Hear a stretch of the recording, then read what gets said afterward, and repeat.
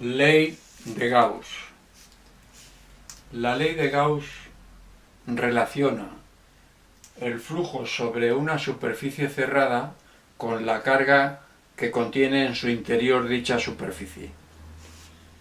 Para encontrar esa relación vamos a empezar por calcular el flujo que produce una carga Q en una esfera,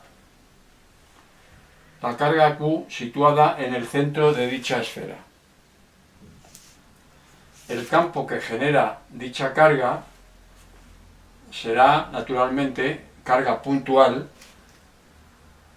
radial, o sea que tendrá las direcciones de los radios trazados desde O.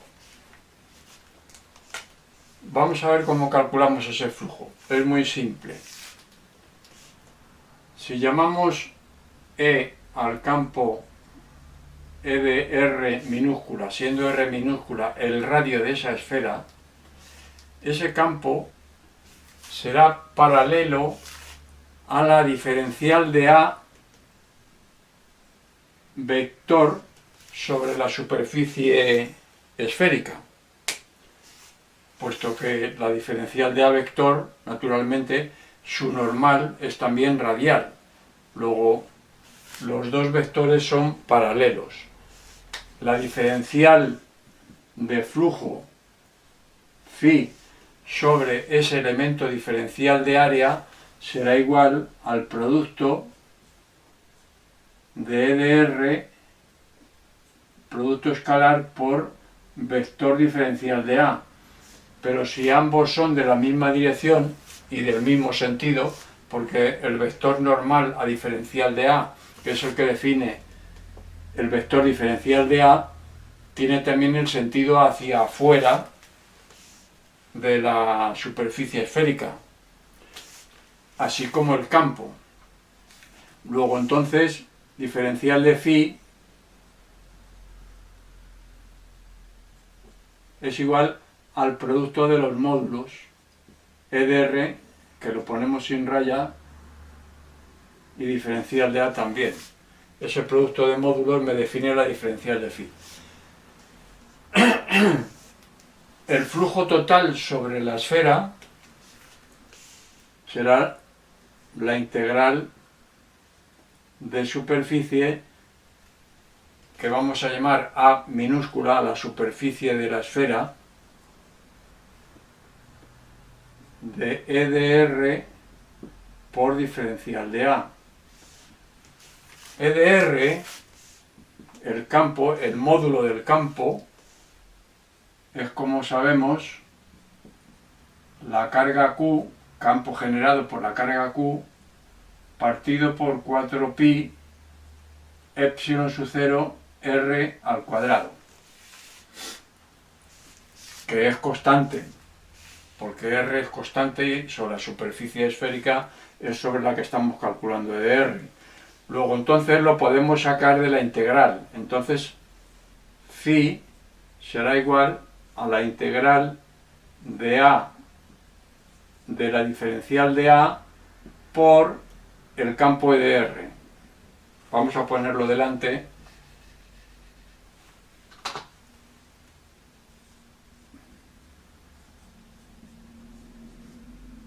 E de R, sacándolo de la raíz. Bueno, pues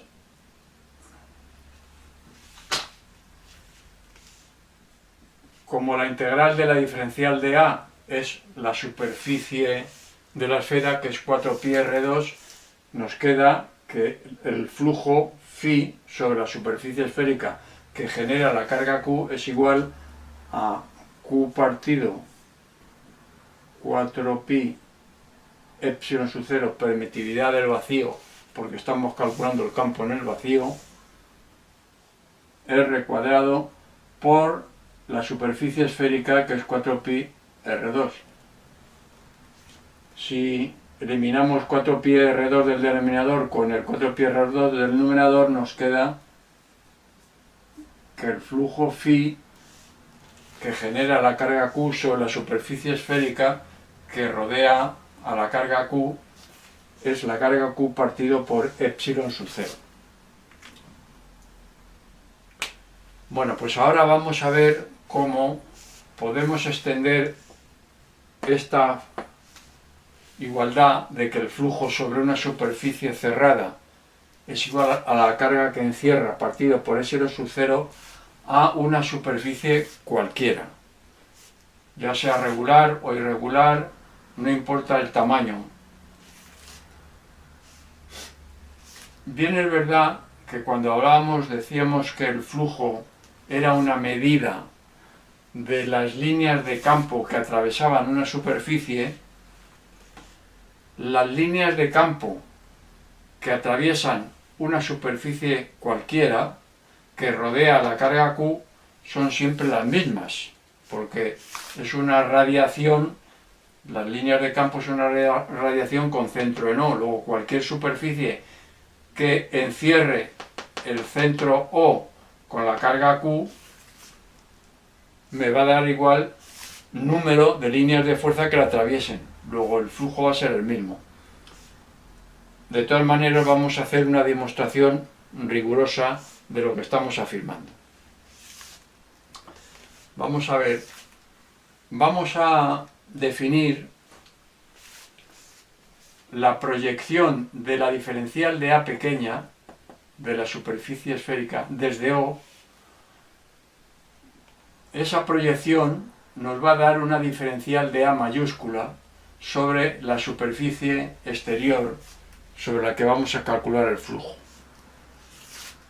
Proyectamos desde O los vértices de ese elemento diferencial que suponemos rectangular y obtenemos otro elemento diferencial al cortar sobre la superficie exterior que también va a tener esas dos dimensiones que vemos aquí dibujadas. Claro, mientras que aquí el elemento diferencial de área era ortogonal al campo E de R, en esta otra superficie que estamos dibujando, que hemos supuesto que rodea a la esfera, no tiene por qué ser el campo de la dirección de la normal a la superficie en el elemento diferencial de A grande. Formará un ángulo. Bien, pues vamos a ver cómo relacionamos este elemento diferencial de A pequeña de la superficie esférica con su homólogo diferencial de A grande proyectado sobre la superficie grande, proyectado desde el origen, O, desde el centro O, con la carga Q. Bien, vamos a fijarnos en esta otra figura. La superficie diferencial de A tendrá un vector n ortogonal que formará un ángulo θ con el campo E de R. E de R mayúscula, siendo R mayúscula la distancia del centro de diferencial de A al punto donde está la carga Q. Entonces, ¿qué ocurre? Que la diferencial de área ortogonal a E de R, ¿cuál será? Si la ortogonal o la dirección ortogonal a esta área que estamos ahora considerando, ortogonal a E de R, y la normal a diferencial de A forman un ángulo θ, este área, que sí es ortogonal al campo E de R, será diferencial de A por coseno θ, porque el ángulo θ es el ángulo que forman la normal a diferencial de A, n, y la normal a esta otra área, que es de la normal es de la dirección del campo. Ese mismo ángulo forman las dos superficies. Luego esta superficie ortogonal al campo es diferencial de A por coseno de θ.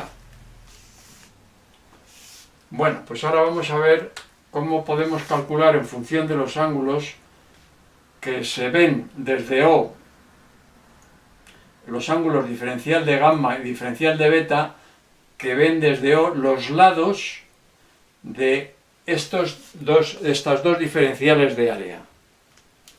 Vamos a ver primero la diferencial de A pequeña de la esfera, vista desde O con esos ángulos, ¿qué valor tiene? Diferencial de A pequeña. Es un rectángulo, el que hemos definido para diferencial de A pequeña, entonces ese área será el producto de los dos lados. Este lado, que hemos dibujado aquí recto, sobre la superficie esférica, en general, pues no tiene por qué ser recto. Será un arco de circunferencia sobre la superficie esférica. Pero lo estamos dibujando recto porque como estamos trabajando con elementos infinitesimales, asimilamos el arco a la cuerda. No hay problema. O sea, son infinitesimos equivalentes. Bueno, dicho eso, resulta que este lado será igual a la distancia r pequeña de ese lado al centro por el ángulo. O sea que el arco, como hemos dicho antes, el arco, si este es el ángulo diferencial de gamma y este es el radio r, este arco es r por diferencial de gamma. Lo estamos haciendo recto, le damos el mismo valor. Luego será r por diferencial de gamma ese lado, multiplicado por el otro lado, que por la misma razón será r por diferencial de beta. Entonces diferencial de A pequeña será r minúscula al cuadrado por diferencial de gamma por diferencial de beta. Vamos a ver ahora cuánto vale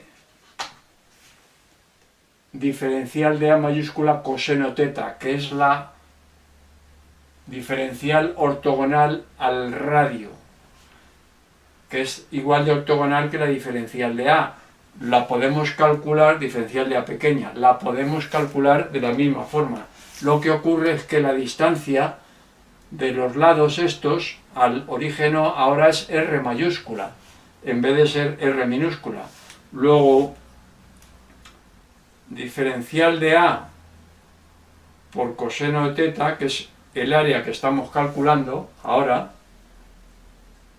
será igual a r mayúscula por diferencial de gamma, será el lado homólogo a este, que de la superficie ortogonal al campo es este de aquí, por el otro lado, este otro, que es r mayúscula por diferencial de beta.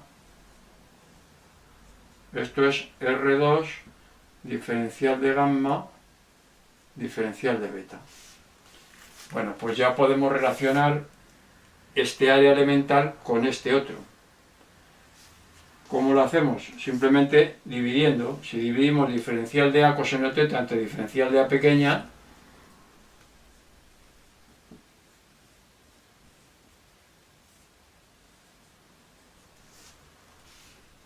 los segundos miembros contienen R2 y las dos diferenciales, la de gamma y la de beta, los dos.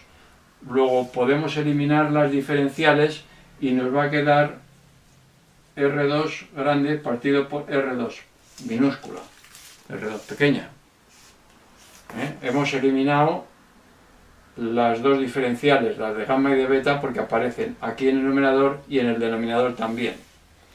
Bueno, pues entonces ya tenemos la relación diferencial de A por coseno de teta igual a la diferencial de A minúscula por r mayúscula cuadrado partido por r minúscula cuadrado. Ahora vamos a calcular el flujo sobre esta diferencial de A mayúscula. Y le vamos a llamar diferencial de phi', el flujo elemental. ¿Cuánto vale el flujo elemental? Será E de R mayúscula producto escalar por diferencial de A vector, que es el producto diferencial de A por n. Como E de R con n forma el ángulo θ, esto será igual a ¿qué? Pues a los módulos E de R, lo pongo sin raya por módulo, por diferencial de A, también módulo del vector diferencial de A, por el coseno de θ, producto escalar, producto de los módulos por el coseno del ángulo que forman. Bueno, pues si yo ahora pongo diferencial de A coseno de θ en función de diferencial de A minúscula y pongo E de R su valor, porque E de R mayúscula, ¿cuánto vale? Vamos a ponerlo aquí, diferencial de phi' será igual a E de R mayúscula, que es Q, la carga que genera el campo en ese punto, partido por 4pi epsilon sub 0 por R mayúscula al cuadrado. Eso es el campo en el punto donde estamos definiendo la diferencial de A mayúscula. Por diferencial de A coseno θ, que es diferencial de A por R cuadrado mayúscula partido por R cuadrado minúscula. Si eliminamos los R mayúscula al cuadrado, ¿qué me queda? Me queda aquí Q partido por 4pi epsilon sub 0 por R minúscula al cuadrado. ¿Y esto qué es? E de R minúscula por diferencial de A. ¿Y esto qué es? Es el flujo diferencial de phi. Luego resulta que el flujo sobre diferencial de A mayúscula de la superficie exterior del elemento diferencial es exactamente el mismo que el flujo sobre el elemento homólogo que hemos definido en esta proyección de la diferencial de área de la esfera. Como resulta que por cada diferencial de área pequeña de la esfera existe un diferencial de A mayúscula de la superficie exterior, por cada uno que defina yo aquí tengo su homólogo. Para calcular el flujo total lo que tengo que hacer es sumar los flujos de todas las diferenciales de área. Luego entonces resulta que como por cada diferencial de phi' lo tengo igualado al diferencial de phi, el flujo total sobre la diferencial, sobre la esfera es exactamente igual que el flujo total sobre la superficie exterior, puesto que los flujos elementales que se corresponden son exactamente iguales. Luego entonces podemos decir que sobre una superficie cualquiera, ya la carga Q ya sobre esta superficie no está en el centro, está donde esté, en cualquier punto. Podemos decir que el flujo total sobre una superficie S cerrada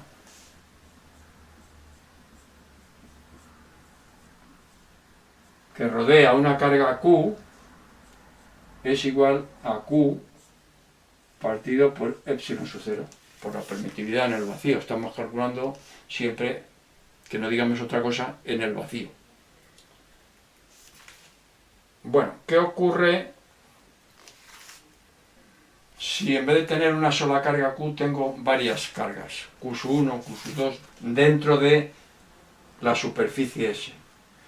Pues si aplicamos el principio de superposición, los flujos de cada una de las cargas se sumarán a los de las otras cargas. Entonces, el flujo total será el de todas las cargas, y todas las cargas son interiores. Resulta que el flujo correspondiente a varias cargas, Q sub 1, Q sub 2, Q sub n,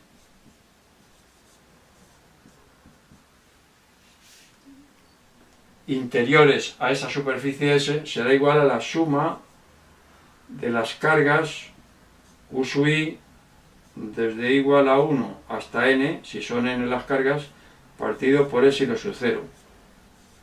Q sub 1 Q sub 2 hasta Q sub n. O sea que para n cargas puntuales se sigue cumpliendo la misma relación.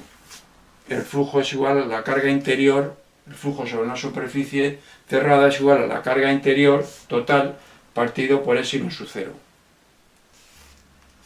Esta forma de la ley de Gauss es la forma integral. Vamos a deducir ahora la forma diferencial de la ley de Gauss. El procedimiento es bastante simple, únicamente hay que recurrir al teorema de Gauss, que relaciona la divergencia de un campo con el flujo de ese campo.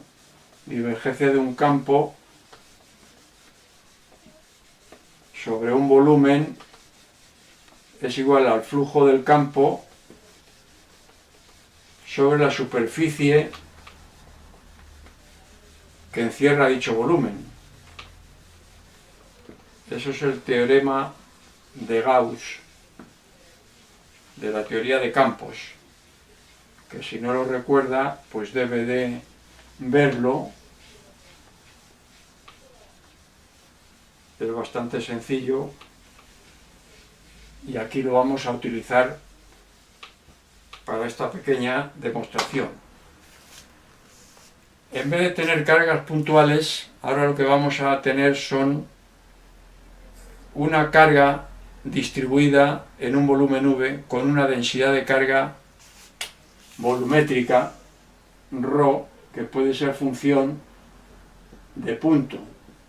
No tiene por qué ser una densidad de carga constante, puede ser variable, depender del punto. Entonces, ¿qué ocurre?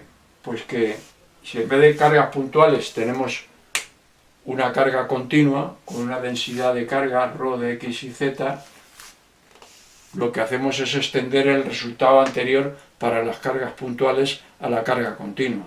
O sea que el flujo sobre una superficie cerrada que tiene en su interior una carga continua será igual a la carga continua total partido por epsilon sub 0. Bueno, entonces si tenemos aquí una superficie cualquiera, S, con un volumen V, pues resulta que el flujo sobre la superficie S del campo es igual, según lo que hemos visto, a la integral de volumen, que es la carga total de ρ de x y z por diferencial de volumen. Esta es la carga total que podemos llamar Q, por ejemplo, partido por epsilon sub 0. No lo olvidemos. Eso es lo que hemos visto anteriormente, ¿no? Aplicada a una carga continua. Bueno, si aplicamos el teorema de Gauss de la teoría de campos, la integral de superficie o el flujo de un campo sobre una superficie cerrada es igual a la integral de volumen que encierra dicha superficie de la divergencia del campo E por diferencial de V, diferencial de volumen. Eso es lo que dice el teorema de Gauss.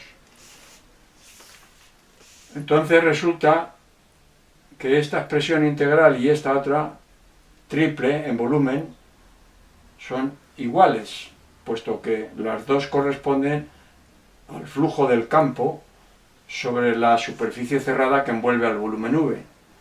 Luego entonces vamos a igualarlas.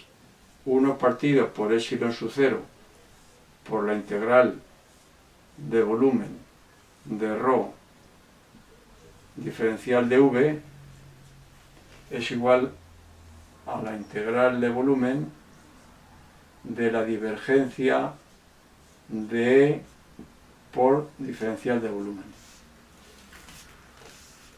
Esta igualdad es válida siempre cualquiera que sea el volumen V. O sea, si yo tengo otra superficie S' con un volumen V' que cierre, pues si yo en vez de poner aquí V pongo V' también se cumple. O sea, que no depende del volumen. Esta igualdad se produce siempre. Y siempre se produce independientemente del volumen a la que yo lo aplique. La única posibilidad es que las funciones integrando sean iguales. Si esto se cumple siempre independientemente del volumen V. Entonces, la función integrando del primer miembro es ρ partido, voy a poner el epsilon sub 0 aquí, dividiendo a ρ, ha de ser igual a la divergencia del campo E. Esta es la expresión diferencial de la ley de Gauss.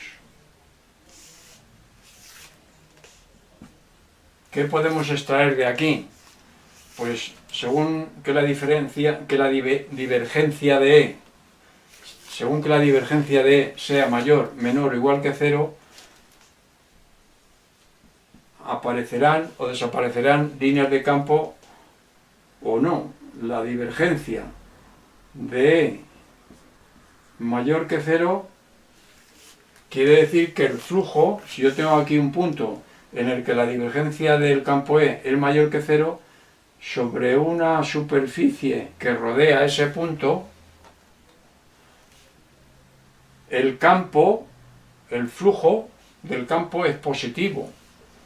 Si es positivo, ¿qué quiere decir? Que el sentido del campo y el de n, el de la normal a la superficie, es el mismo. O sea que el de n es hacia afuera, porque es una superficie cerrada, y siempre hemos dicho que en una superficie cerrada el versor n que define el vector diferencial de área es hacia afuera. El campo E tiene que ser hacia afuera para que este flujo sea positivo. Luego, entonces, aquí nacen líneas de campo en los puntos donde la divergencia de E sea mayor que 0. Y si la divergencia de E es menor que 0, pues ocurre lo contrario, que entonces el flujo, si la divergencia de E es negativa, el flujo sobre esa superficie, pudiéramos decir infinitesimal, que rodea al punto donde estamos calculando la divergencia, la dirección y el sentido de n ortogonal y hacia afuera. Sin embargo, para que el flujo sea negativo, E tiene que ser de sentido contrario, el campo E. Luego aquí entran las líneas de campo. Aquí mueren líneas de campo, aquí nacen y aquí mueren líneas de campo. ¿Y si la divergencia de E es igual a 0? Entonces ni nacen ni mueren líneas de campo. Pasará la línea de campo correspondiente por dicho punto. Entrará y saldrá de esa superficie infinitesimal de modo y manera que el flujo sea nulo. Si entra tanto como sale, si entran tantas líneas de campo como salen, el flujo es nulo, naturalmente. Se compensa el flujo negativo con flujo positivo.